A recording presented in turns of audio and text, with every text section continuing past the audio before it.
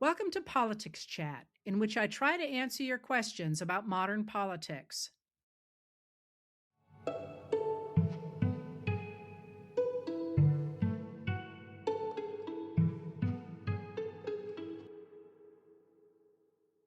There's some stories I really wanted to flag today, unusual stories that I want to make sure are on people's radar screens.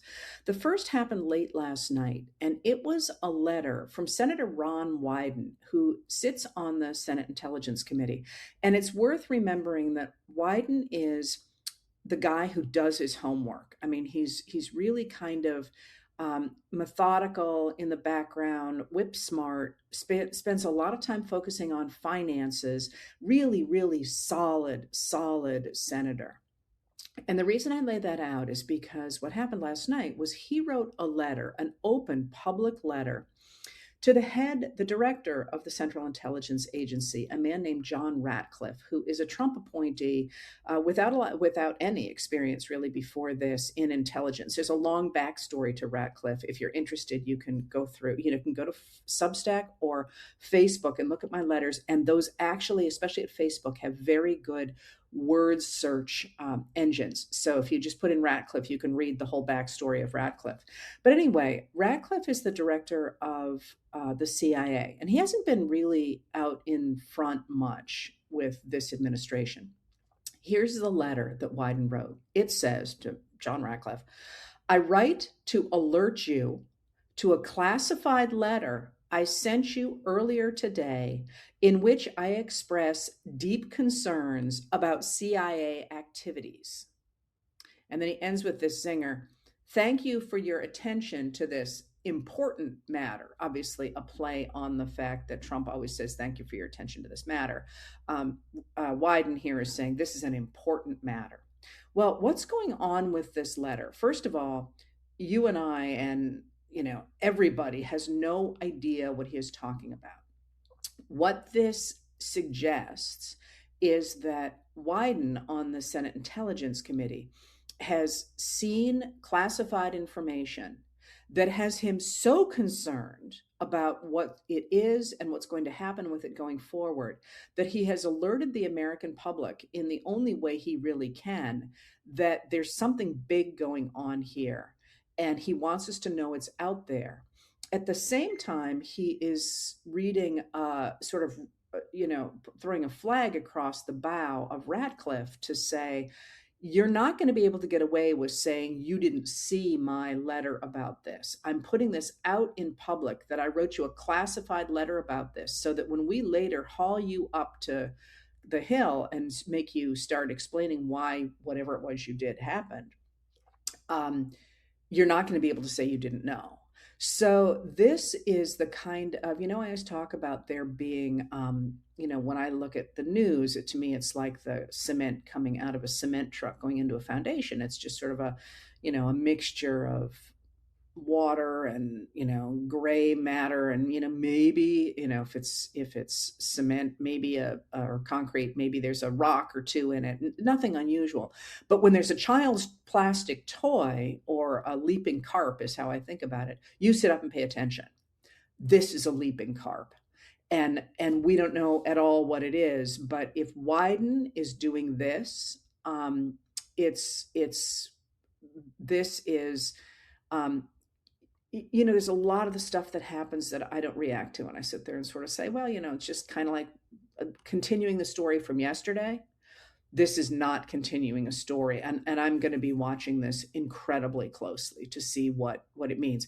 It may, but it may not be related to the fact that there's a whistleblower complaint out there seemingly, and again, we're all just trying to look for the space around the elephant. We don't know what the elephant is. Seemingly related to Director of National Intelligence Tulsi Gabbard. We just don't know. And my gut sense is it's something different, but we just don't know. I'm totally guessing at that. So this is one of the big things I wanted to flag. But here is another one that again really was digested best fairly late yesterday by Chris Geidner of Law Dork, although you've probably seen references to it and maybe not quite seen what they were talking about. In Earlier this week, in a courtroom in Minnesota, a lawyer, people said she melted down, but that's in part because they were only dragging pieces of the transcript out and throwing them into stories. The transcript itself is deeply, deeply disturbing because what it shows in this courtroom in Minnesota is that the Department of Homeland Security, and that is the department under which the Immigration and Customs Enforcement and Border Patrol both operate, ICE and Border Patrol, have been indiscriminately grabbing people off the streets. The lawyer said, sometimes the people who are arrested, the people who do that don't even know their names. They don't know who they are. They know nothing about them. There's no probable cause. They're being arrested based on the color of their skin, maybe the language they're speaking, but basically they're just rounding people up and throwing them into detention. And they made no provisions for either training lawyers to handle the amount of the newer cases, or of making sure there are enough lawyers. So the lawyers are so incredibly overworked. And these are not necessarily bad guys. They're trying to follow the law. They simply can't. That is, they can't, they don't have access to their emails. It's complete chaos, and it is simply melting down. And the judge, the exchange, you can get this transcript. It's publicly available if you're so inclined. The judge is actually having a conversation with the lawyer who was said to have melted down, and another lawyer that's there, and he's trying to figure out who's to blame for what's going on. And what he's really exposing, and the lawyers are conversing with him and answering his questions, is the Department of Justice has pretty clearly worked to break down the system. So there is no way, no physical way, not that necessarily the lawyers are stonewalling.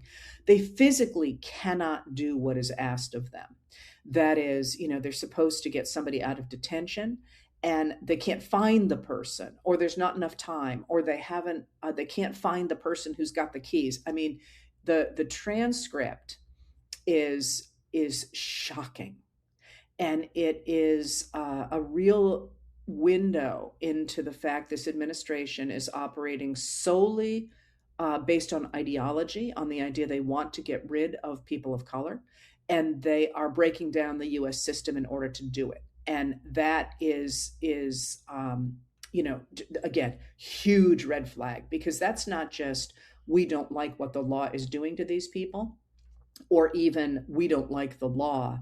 This is, they are destroying the entire legal system, so that even if a lawyer and a judge agree that somebody should not be in prison, they can't get that person out because there's simply too much work for them to do. So that was another big thing I wanted to flag. But here's yet another that happened. And again, the thing that's a little hard for me is that when there's one story, it's kind of easy to do. When there are a lot of stories, I don't know how I'm going to nail this together, but they're all big stories today. The other one is, again, yesterday, the Democrats released their demands to the Senate and House leaders, Senator John Thune, a Republican of South Dakota, and Representative Mike Johnson, a Republican of Louisiana. That's the majority head of the Senate. The Senate Majority Leader. I got to catch a train, so I'm a little rushed here. The Senate Majority Leader and the House Speaker, giving the Democrats' demands for what they insist on putting into law before they will agree further to fund the Department of Homeland Security. And again, remember that what the Republicans are calling the One Big Beautiful Bill Act did fund the Department of Homeland Security through September 30th, 2029. And those were surges of money in order to build detention camps, for example, and in order to hire more agents. This is the operating budget and sort of that material. It's not like DHS is going to disappear if they don't do that. And one of the things the Democrats want is to claw back that huge pot of money that the Republicans gave to DHS back in July. Anyway, before they go ahead and give appropriations for this year, they have demanded targeted enforcement. that is, they say that DHS officers must have a judicial warrant before they go into anybody's home. Now, just so you know, that's what the law says too. That's they are supposed to do that anyway. But there has been a secret memo that the administration has written saying they don't have to do that. Instead, they can use an administrative warrant, which is signed by somebody from that department. So basically, it's the fox and the hen house there. So they're demanding judicial warrants, no masks. And the Republicans are already out there saying, no, no, no, no, you can't take the masks off them.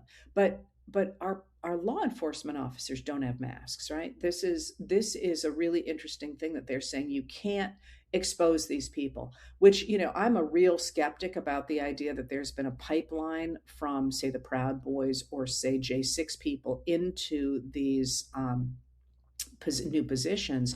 But I'm, when you start saying we have to keep their faces covered, my next question is why, right? If our police officers are on the street without their faces covered, why are these people allowed to have their faces covered? And it's also really deeply theoretically problematic, as well as problematic on the ground, that the agents of state power are covering their faces at the same time they are exposing citizens, civilians, in these databases that we now know that they're shaping up. Just that is a huge red flag for totalitarian or authoritarian governments. And aside from everything that you and I can imagine that means, it also is again this big red flag.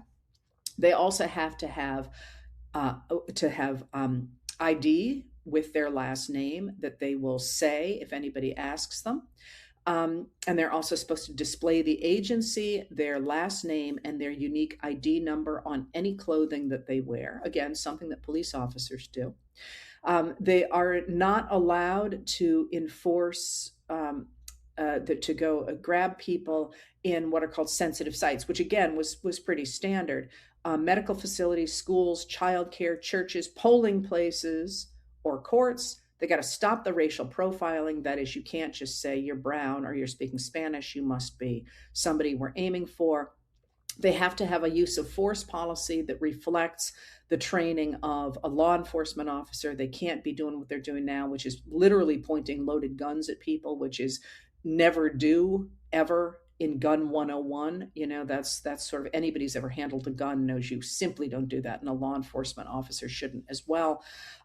They have to talk to local officials and state officials, which they have not been doing. They have to make all the buildings where they're holding people come up to the same standards of any other detention facilities, because we know the detention places for these people that are being rounded up are way substandard. They have to have body cameras for accountability. They have been using them when they have them simply for creating databases, which you saw with Renee Good. He was taking her license plate, her face, her license plate, and her car. And Ms. Good's wife called that out. And they have to get rid of the paramilitary crap that they're wearing. All right, these are actually pretty sweeping. They're not going so far as to say we will never fund this, and there is a number of reasons for that I just don't have time to go into right now. But this is where they are saying we're drawing the line. And what's interesting about this is these are all things that essentially are already required by law for law enforcement officers that are not happening. So that was the one thing I wanted to call out. And then I just wanted to pull out a couple of things that people are concerned about. The first is that in the United States, we have finally had some major reaction to the revelations in the Epstein files, and that's that Brad Karp, who was one of the senior partners of the firm Paul Weiss, which is a major firm and which caved to Trump's demands, he was in the Epstein files, and people are drawing at the fact that the Paul Weiss firm caved to Trump, to the fact that Brad Karp was in the Epstein files. He resigned either yesterday or this morning. I don't remember which. And the other thing I wanted to call out that people are very concerned about is what the Trump administration is saying openly about rigging the elections in 2026. And there are a couple of things that I want to call out about that. The first is that he's been trying to rig this election since he first got into office. That's what the Texas gerrymandering was all about, which you may have forgotten about, but it's still out there. Please remember that that certainly looks like that might have backfired. The Supreme Court yesterday, I think it was, said that California can keep its gerrymander, which offsets Texas, if the constituencies that went to the polls in 2024 hold. That is, if 2024's constituencies, the way they broke, stay the same in 2026, that Texas and California, their gerrymandering will essentially cancel each other out. But in Texas, the Latino vote, which is what the Republicans were counting on when they gerrymandered, has swung heavily now away from Trump, as much as 50 points in some districts. That's the district that the Democrat won on Saturday in the state Senate race in Texas. Now, again, lots of caveats around that because it's a state race. It was a Saturday. The opponent of the Democrat who won was strongly backed by Texas Governor Greg Abbott, but also by Donald Trump himself. So there was a lot of reasons for the Democratic numbers in that district to go up. But they have just gerrymandered the state of Texas based on that Latino vote, which turned away from them 50 points Saturday. And the Democratic shift in that district was 32 points away from Trump and the MAGA Republicans. So that gerrymander in Texas could be, at least in part, what we call a dummy mander, which is when you try to gerrymander for advantage and you spread your voters so thin, you end up throwing those districts to your opponent. We don't know, of course, we won't know till 2026, but he's been trying to do this for a while. The other thing I would say is that forewarned is forearmed. It's not like Democrats aren't challenging this, and it's not like the American people aren't challenging that as well. And finally, I would add that a lot of this is bluster. There simply are not the people in ICE or Border Patrol that Trump needs to take over the 15, I think he said districts. You're seeing it reported as states. I could be wrong, or they could be wrong. He basically wants to put people in 15 places, and I would lay money the first top of those, the first one on that list is Fulton County, Georgia. And again, yeah, you can create a lot of havoc with about 4,000 armed agents, which seems to be what he's operating with now. But you can't do it all over this entire country that has almost 350 million people in it. So a lot of this is bluster to try and get people to say, well, it's not worth voting. They're going to take my vote. Now is the time for people to get organized and say, here's how we're going to protect our vote. And that's, take all that angst you're feeling and take that out and go work for organizations that are going to register people, make sure that people have the ID they need, and so on. Because, again, forewarned is forearmed on this one. So I wanted to call out that. And then finally, I wanted to end with something interesting. And I'm not going to get this quotation entirely right because I haven't had time to scan it myself. But I did want to call out what Trump said this morning at the National Prayer Breakfast. Don't start me on the National Prayer Breakfast. But he said, they rigged the second election. We're back at 2020 again. And remember, Trump is mentally not okay. He's falling apart. And again, he is fixated on this. It has to be a certain way.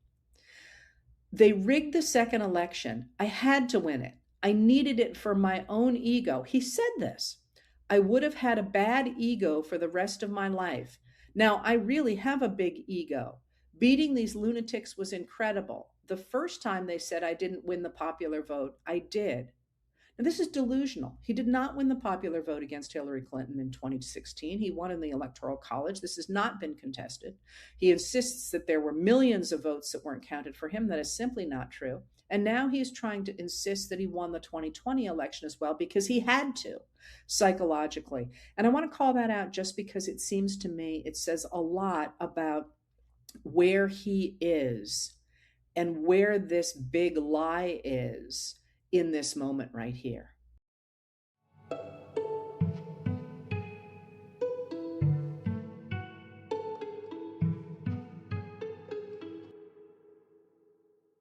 If you'd like to tune in live, I record these chats on Tuesday and Thursday at 6 p.m. Maine time on both my YouTube channel and my Facebook page. If you want to hear more from me, I write Letters from an American every night. It's available on Substack and on Facebook, and the audio version of the nightly letter is available the following day wherever you get your podcasts. And finally, on Saturday mornings, I talk with Dr. Joanne Freeman, the historian of the early republic, professor, and dear friend, about history and politics. We call our talks What the Heck Just Happened, and you can find them on YouTube. Politics Chat is produced by Lauren Westfall, music by Andrea Von Kampen.